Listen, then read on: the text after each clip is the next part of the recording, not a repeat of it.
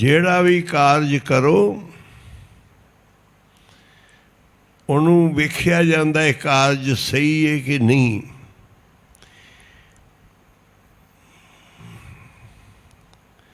ਹਰ ਕਾਰਜ ਦੇਖਿਆ ਜਾਂਦਾ ਹੈ। ਰੋਟੀ ਵੀ ਪਕਾਉਣੇ ਆ ਦੇਖੀ ਜਾਂਦੀ ਕੱਚੀ ਕਿ ਪੱਕੀ, ਦਾਲ ਸਬਜ਼ੀ ਬਣਾਉਣੇ ਆ ਵੇਖੀ ਜਾਂਦੀ ਕੱਚੀ ਹੈ ਕਿ ਪੱਕੀ। ਕੋਈ ਘਰ ਬਣਾਉਣੇ ਆ ਉਹਨੂੰ ਸਭ ਚੈੱਕ ਕਰਦੇ ਹਾਂ ਵੀ ਠੀਕ ਬਣਿਆ, ਜੇ ਕਮੀਆਂ ਤੇ ਦੁਬਾਰਾ ਤੋਂ। ਇਸੇ ਤਰ੍ਹਾਂ ਨਾਮ ਸਿਮਰਨ ਭਗਤੀ, ਇਹਨੂੰ ਦੇਖਣਾ ਹੈ ਕਿ ਮੇਰਾ ਇਹ ਪਾਠ ਪੂਜਾ ਸਿਮਰਨ ਕੀਤਾ ਥਾਂ ਪਿਆ ਕਿ ਨਹੀਂ ਪਿਆ।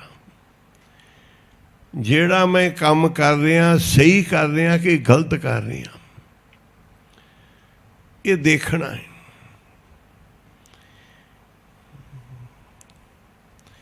ਪੰਡਤ ਜੋਤਿਸ਼ ਦੁਆਰਾ ਦੇਖਦੇ ਆ ਕਿ ਕਿਹੜਾ ਕਾਰਜ ਸਹੀ ਹੈ ਕਿਹੜਾ ਨਹੀਂ ਸਹੀ, ਕਿਹੜਾ ਕਰਨਾ ਯੋਗ ਹੈ ਕਿਹੜਾ ਨਹੀਂ ਕਰਨਾ ਯੋਗ, ਆਪਾ ਸਹੀ ਹੋ ਗਿਆ ਕਿ ਨਹੀਂ ਸਹੀ ਹੋਇਆ। ਮੰਤਰ ਪੜ੍ਹਦੇ ਆ ਵੇਖਦੇ ਆ। ਹੁਣ ਕਲਯੁਗ ਦੇ ਵਿੱਚ ਜਿਹੜਾ ਵੀ ਕਾਰਜ ਕਰੋ ਆ ਯੱਗ ਨੇ, ਇਹ ਮਹਾ ਯੱਗ ਨੇ।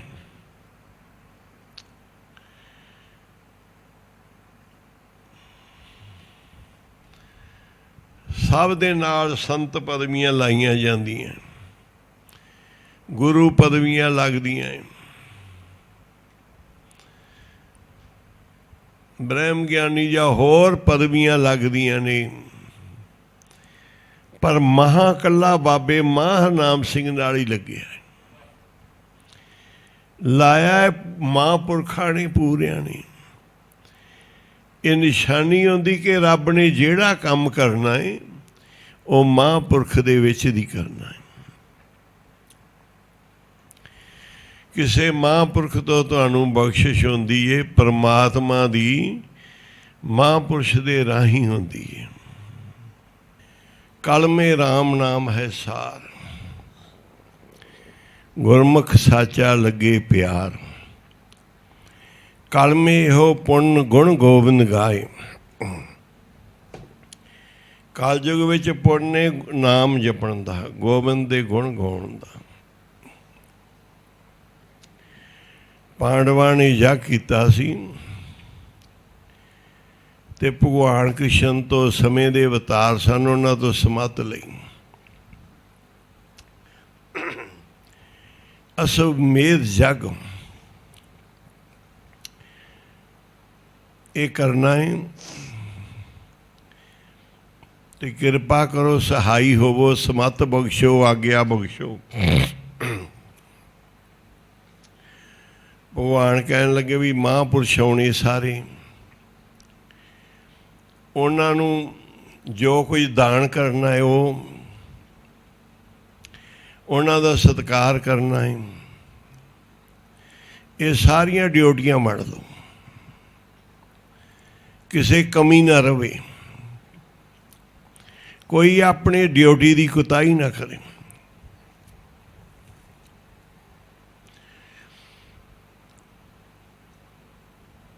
ਤੇ ਮਹਾਰਾਜ ਵੀ ਇਹ ਯੱਗ ਕਰਾਂਗੇ ਆਪਾਂ, ਕਿਵੇਂ ਪਤਾ ਲੱਗੇਗਾ ਕਿ ਪੂਰਾ ਹੋਇਆ ਕਿ ਨਹੀਂ ਪੂਰਾ ਹੋਇਆ, ਇਹ ਸੰਪੂਰਨ ਹੋਇਆ ਕਿ ਨਹੀਂ ਹੋਇਆ। ਕਹਿੰਦੇ ਉੱਚੀ ਜਗ੍ਹਾ 'ਤੇ ਇੱਕ ਸੰਖ ਬਿਰਾਜਮਾਨ ਕੀਤਾ ਜਾਏਗਾ।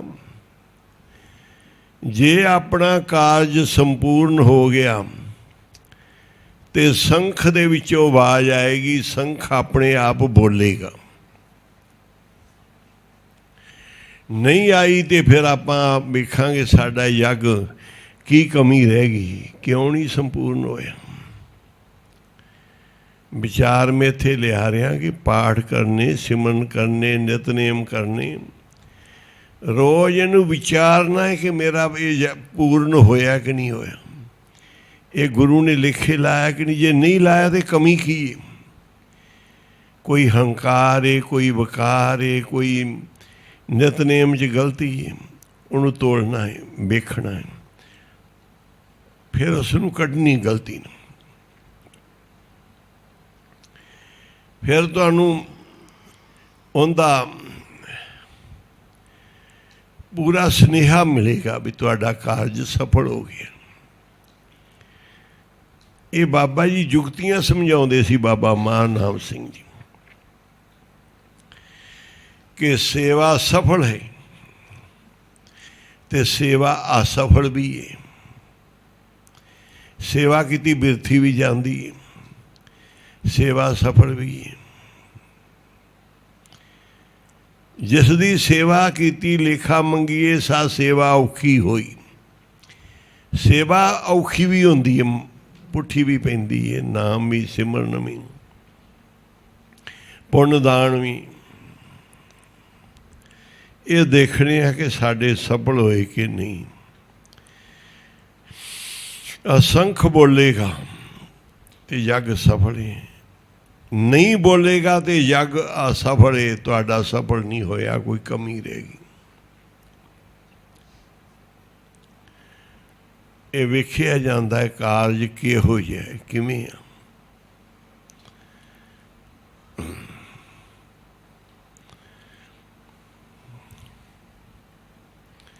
कोई भी गलती ना होवे, फिर गलती सुधारो।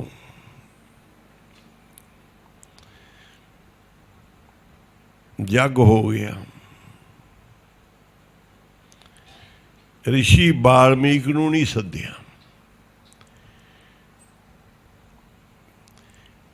कि उनकी जात नीवीं है।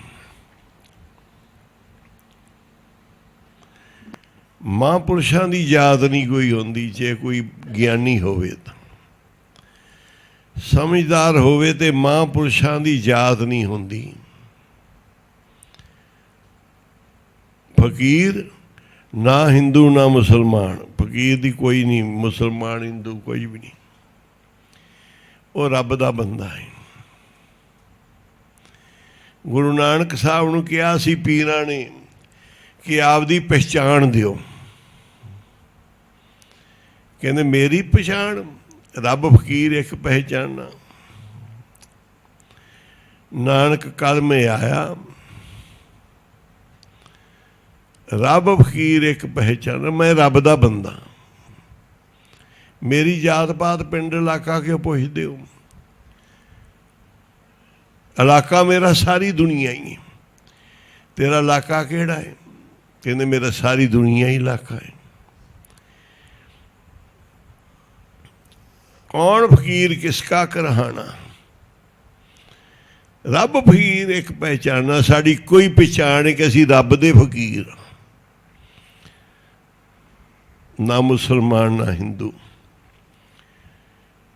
परख रखी, देखी गई कि ये नीवीं जात है, उन्होंने नहीं बुलाया, बाकी सब नूं बुलाया। लंगर दिते, भोजन छकाए, बर्तन चके, बहुत सेवा की, सब ने आशीर्वाद दिती, सब ने खुशियां दित्तियां।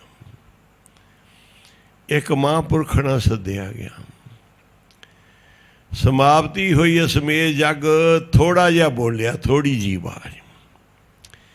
महाराज भी बज्जिया तो हैगा, पर मधम बज्जिया है, कमी की रह गई। अंतर ध्यान होके कृष्ण भगवान कहन लगे कमी रह गई है कि ऋषि वाल्मीक जी नहीं आए, उन्होंने लैके आओ। फिर चलो, उन्होंने सद्या, बुलाया, ऋषि वाल्मीक जी आए।